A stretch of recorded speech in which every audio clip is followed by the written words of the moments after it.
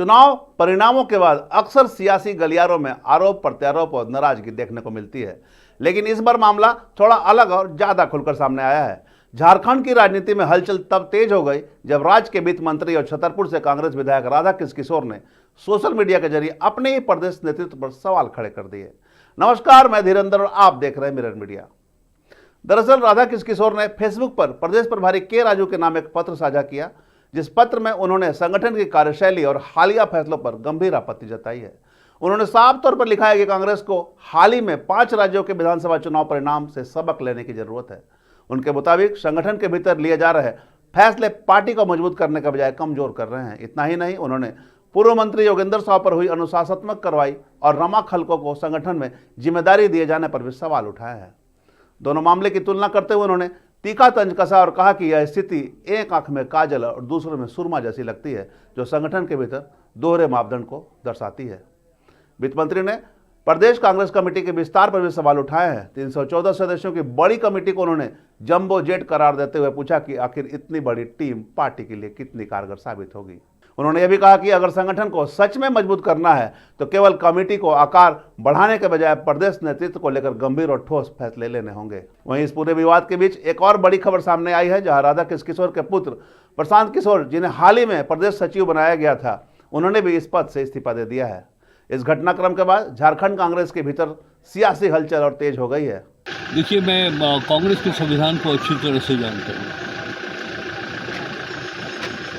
और पार्टी कैसे मजबूत होगी ये हर कांग्रेस के कार्यकर्ता की जिम्मेदारी होती है। मैंने सार्वजनिक रूप से कहा है, कांग्रेस की नीतियों के खिलाफ और सिद्धांतों के खिलाफ नहीं कहा। मैंने ये कहा है कि प्रदेश कांग्रेस कमेटी का जो नेतृत्व है वो झारखंड के महत्वपूर्ण ज्वलंत मुद्दों पर चुप्पी साधेंगे।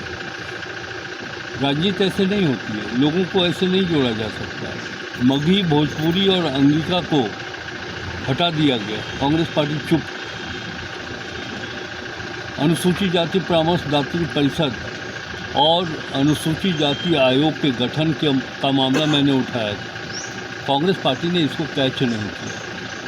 3 अल्पसंख्यक समुदाय के लोग की हत्या हो जाती है हजारीबाग में, प्रदेश नेतृत्व मौन धारण किए हुए। विष्णुगढ़ में एक नाबालिग बच्ची की हत्या होती है। ये सब ऐसे इशू हैं, उनको उठाना चाहिए, ये लोग नहीं उठाते। और जंबो जेट 314 सदस्यीय प्रदेश कांग्रेस कमेटी बनाते हैं, उतना तो जगह भी नहीं है कांग्रेस पार्टी ऑफिस में बैठने की। इन विषयों को मैंने रखा है, मुझको किसी से नाराज़गी नहीं है और मैं इतना जानता हूँ कि पार्टी का संविधान क्या है, हमारी सीमाएं क्या हैं, हम कहाँ तक जा सकते हैं, और उसी आधार पर मैंने अपनी बातों को सार्वजनिक किया। सार्वजनिक सोशल मीडिया पर या प्रिंट मीडिया, इलेक्ट्रॉनिक मीडिया पर अगर पार्टी के कमियों की चर्चा करें तो ये पार्टी विरोधी नहीं हो सकता। हम सार्वजनिक क्षेत्र में, राजनीतिक क्षेत्र में जनता के बीच काम करते हैं।